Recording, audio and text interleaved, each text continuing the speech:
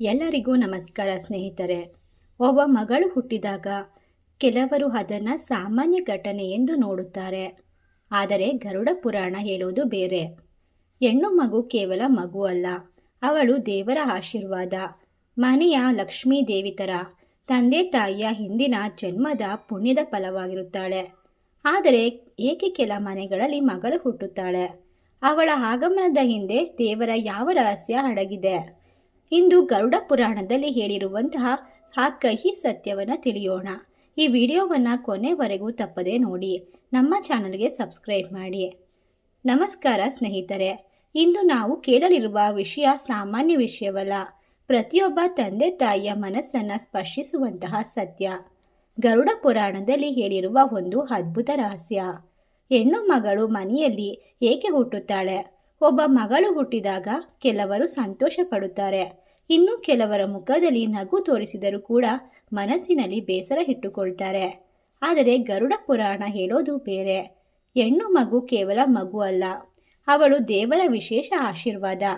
ಗರುಡ ಪುರಾಣದ ಪ್ರಕಾರ ಹೆಣ್ಣು ಮಗಳು ಮನೆಯಲ್ಲಿ ಹುಟ್ಟೋದು ಕೇವಲ ಸಂಸಾರದ ಭಾಗವಲ್ಲ, ಅದು ದೇವರ ಆಶೀರ್ವಾದ ಎಂದು ಹೇಳಲಾಗಿದೆ. ಹೆಣ್ಣು ಮಗಳು ಮನೆಗೆ ಲಕ್ಷ್ಮೀ ರೂಪವಾಗಿ ಬರುತ್ತಾಳೆ. ತಂದೆ ತಾಯಿಯ ಹಿಂದಿನ ಪುಣ್ಯದ ಫಲವಾಗಿ ಅವಳು ಜನ್ಮ ಪಡೆಯುತ್ತಾಳೆ. ಮನೆಯಲ್ಲಿ ಪ್ರೀತಿ, ಕರುಣೆ, ಮಮತೆ ಮತ್ತು ಭಾಗ್ಯವನ್ನು ಹೆಚ್ಚಿಸಲು ಅವಳ ಆಗಮನವಾಗುತ್ತದೆ. ಹೆಣ್ಣು ಮಗಳನ್ನು ಗೌರವಿಸುವ ಮನೆಯಲ್ಲಿ ದೇವರ ಕೃಪೆ ಸದಾ ಇರುತ್ತದೆ ಎಂದು ಪುರಾಣಗಳು ಹೇಳುತ್ತವೆ. ಅವಳ ಕಣ್ಣೀರು ಮನೆಯ ಸುಖವನ್ನು ಕೆದಡಬಹುದು, ಆದ್ದರಿಂದ ಅವಳ ಮನಸ್ಸನ್ನು ನೋಯಿಸಬಾರದು ಎಂಬ ಸಂದೇಶವೂ ಕೂಡ ಇದೆ. ಕಹಿ ಸತ್ಯ ಏನೆಂದರೆ, ಬಹಳರು ಹೆಣ್ಣು ಮಗುವಿನ ಮೌಲ್ಯವನ್ನು ಅವಳು ದೂರವಾದ ನಂತರ ಮಾತ್ರ ಅರಿಯುತ್ತಾರೆ.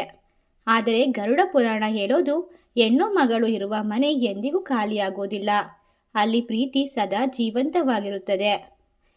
ಮನೆಯ ದೇವತೆ ದೇವಾಲಯದಲ್ಲಿ ಇರೋದಿಲ್ಲ, ತಂದೆ ಎಂದು ಕರೆಯುವ ಆ ಮುದ್ದು ಹೆಣ್ಣು ಮಗಳ ನಗುವಿನಲ್ಲಿ ಇರುತ್ತಾಳೆ.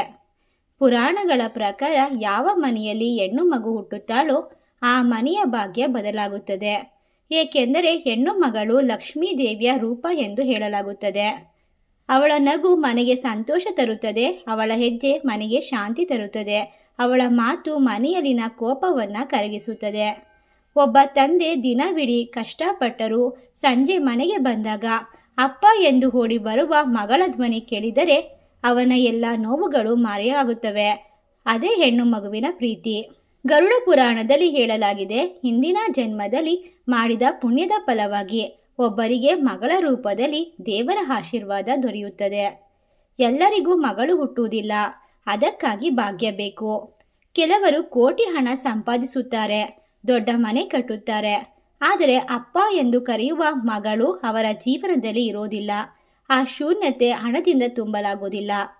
ಮಗ ದೊಡ್ಡವನಾದ ಮೇಲೆ ತನ್ನ ಜೀವನದಲ್ಲಿ ಬ್ಯುಸಿ ಆಗಬಹುದು, ಆದರೆ ಮಗಳು ಮದುವೆಯಾದ ನಂತರವೂ ತಂದೆ ತಾಯಿಯನ್ನು ಮರೆಯೋದಿಲ್ಲ.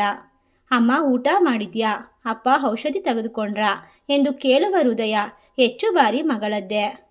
ತನ್ನ ಮನೆ ಬಿಟ್ಟರೂ ತಂದೆ ತಾಯಿಯ ಮೇಲಿನ ಪ್ರೀತಿ ಬಿಡುವುದಿಲ್ಲ. ಅದೇ ಹೆಣ್ಣು ಮಗುವಿನ ಮಹತ್ವ. ಇಂದಿನ ಸಮಾಜದಲ್ಲಿ ಹೆಣ್ಣು ಮಗು ಹುಟ್ಟಿದರೆ ಕೆಲವರು ಇನ್ನೂ ದುಃಖ ಪಡುತ್ತಾರೆ. ಮಗ ಹುಟ್ಟಿದರೆ ಚೆನ್ನಾಗಿತ್ತೆ ಎಂದು ಯೋಚಿಸುತ್ತಾರೆ. ಆದರೆ ಅದೇ ಮಗಳು ಮುಂದೆ ಹೋಗಿ ತಂದೆ ತಾಯಿಯ ಹೆಮ್ಮೆ ಆಗುತ್ತಾಳೆ. ಒಮ್ಮೆ ಯೋಚಿಸಿ ನೋಡಿ, ತಂದೆಗೆ ಜ್ವರ ಬಂದಾಗ, ಅಮ್ಮ ಅಳುವಾಗ ಮನೆಯಲ್ಲೇ ಮೊದಲಾಗಿ ಕಣ್ಣೀರು ಹಾಕೋದು ಯಾರು? ಬಹಳ ಬಾರಿ ಅದು ಮಗಳೇ. ಗರುಡ ಪುರಾಣದಲ್ಲಿ ಒಂದು ಮಾತು ಬರುತ್ತದೆ, ಹೆಣ್ಣು ಮಗುವಿನ ಮನಸ್ಸನ್ನು ನೋಯಿಸಬಾರದು, ಏಕೆಂದರೆ ಅವಳ ಕಣ್ಣೀರು ಮನೆಯ ಶಾಂತಿಯನ್ನು ಕಳೆಯಬಹುದು. ಹೆಣ್ಣು ಮಗಳು ಹೊರಗೆ ನಗುತ್ತಿದ್ದರೂ ಒಳಗೆ ತುಂಬ ನೋವನ್ನು ಮರೆಮಾಚಿರುತ್ತಾಳೆ. ತನ್ನ ಕನಸುಗಳನ್ನು ತ್ಯಜಿಸಿ ಕುಟುಂಬಕ್ಕಾಗಿ ಬದುಕುವವಳು. ಆದರೂ ಅವಳ ತ್ಯಾಗ ಎಲ್ಲರೂ ಅರ್ಥ ಮಾಡಿಕೊಳ್ಳೋದಿಲ್ಲ. ಒಬ್ಬ ತಂದೆ ಹೊರಗೆ ಎಷ್ಟೇ ಗಟ್ಟಿಯಾಗಿದ್ದರೂ ಮಗಳ ಮುಂದೆ ಮಾತ್ರ ಸೋಲುತ್ತಾನೆ. ಮಗಳು ಚಿಕ್ಕವಳಿದ್ದಾಗ ತಂದೆಯ ಕೈ ಹಿಡಿದು ನಡೆಯುತ್ತಾಳೆ, ಆದರೆ ಒಂದು ದಿನ ಮದುವೆಯಾಗಿ ಹೋಗುವಾಗ ಅದೇ ತಂದೆ ಮಗಳ ಕೈ ಬಿಡಬೇಕಾಗುತ್ತೆ. ಆ ಕ್ಷಣ ತಂದೆಯ ಹೃದಯ ಒಡೆಯುತ್ತದೆ, ಆದರೆ ಅವನು ಅಳುವುದಿಲ್ಲ, ಏಕೆಂದರೆ ತನ್ನ ಕಣ್ಣೀರನ್ನು ಮಗಳು ನೋಡಬಾರದು ಎಂದು. ಪ್ರತಿ ಮಗಳು ಮನೆಯ ಬೆಳಕು. ಅವಳು ಇಲ್ಲದ ಮನೆ ಎಷ್ಟು ದೊಡ್ಡದಿದ್ದರೂ ಖಾಲಿಯಾಗಿ ಕಾಣುತ್ತದೆ. ಮಗಳು ನಗಿದರೆ ಮನೆ ಜೀವಂತವಾಗಿರುತ್ತದೆ. ಅವಳು ದೂರವಾದರೆ ಮನೆಯ ಗೋಡೆಗಳಿಗೂ ಮೌನ ಬರುತ್ತದೆ. ಹೆಣ್ಣು ಮಗುವನ್ನು ಎಂದಿಗೂ ಕಡಿಮೆ ಅಂದಾಜು ಮಾಡಬೇಡಿ. ಅವಳು ದುರ್ಬಲ ಅಲ್ಲ. ಅವಳು ಒಂದು ಕುಟುಂಬವನ್ನು ಕಟ್ಟಬಲ್ಲಳು, ಒಡೆದ ಮನಸ್ಸನ್ನು ಜೋಡಿಸಬಲ್ಲಳು, ತನ್ನ ನೋವನ್ನು ಮರೆತು ಎಲ್ಲರನ್ನ ಸಂತೋಷಪಡಿಸಬಲ್ಲಳು. ಹೆಣ್ಣು ಮಗಳು ಇರುವ ಮನೆ ಭಾಗ್ಯಶಾಲಿ ಮನೆ. ಒಂದು ದಿನ ತಂದೆಗೆ ವಯಸ್ಸಾಗುತ್ತಾನೆ, ಅಮ್ಮ ದುರ್ಬಲಳಾಗುತ್ತಾಳೆ. ಆ ಸಮಯದಲ್ಲಿ ನಾನು ಇದ್ದೀನಿ ಎಂದು ಕೈ ಹಿಡಿಯುವಂಥವಳು ಬಹಳ ಬಾರಿ ಮಗಳೇ ಆಗಿರುತ್ತಾಳೆ. ಆಗ ತಂದೆ ಹರಿಯುತ್ತಾನೆ, ದೇವರು ನನಗೆ ಕೊಟ್ಟ ದೊಡ್ಡ ಉಡುಗೊರೆ ನನ್ನ ಮಗಳು.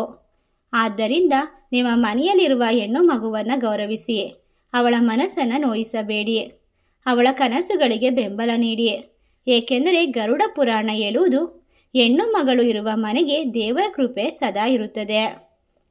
ಮನೆಯ ದೇವತೆ ದೇವಾಲಯದಲ್ಲಿ ಇರುವುದಿಲ್ಲ. ಅಪ್ಪ ಎಂದು ಕರೆಯುವ ಆ ಮುದ್ದು ಹೆಣ್ಣು ಮಗಳ ನಗುವಿನಲ್ಲಿ ಇರುತ್ತಾಳೆ. ಮಗಳು ದೂರ ಹೋದ ನಂತರ ಅವಳ ಬೆಲೆ ಗೊತ್ತಾಗುತ್ತದೆ. ಆದರೆ ಅವಳು ಮನೆಯಲ್ಲಿರುವಾಗಲೇ ಅವಳನ್ನು ಪ್ರೀತಿಸಿ. ಸ್ನೇಹಿತರೆ, ಈ ಉಪಯುಕ್ತ ಮಾಹಿತಿ ನಿಮಗೆ ಇಷ್ಟವಾಗಿದ್ದರೆ ಲೈಕ್ ಮಾಡಿ, ನಮ್ಮ ಚಾನಲ್ನ ಸಬ್ಸ್ಕ್ರೈಬ್ ಮಾಡಿ, ನಿಮ್ಮ ಫ್ರೆಂಡ್ಸ್ ಆ್ಯಂಡ್ ಫ್ಯಾಮಿಲಿಗೆ ಶೇರ್ ಮಾಡಿ. ಧನ್ಯವಾದಗಳು.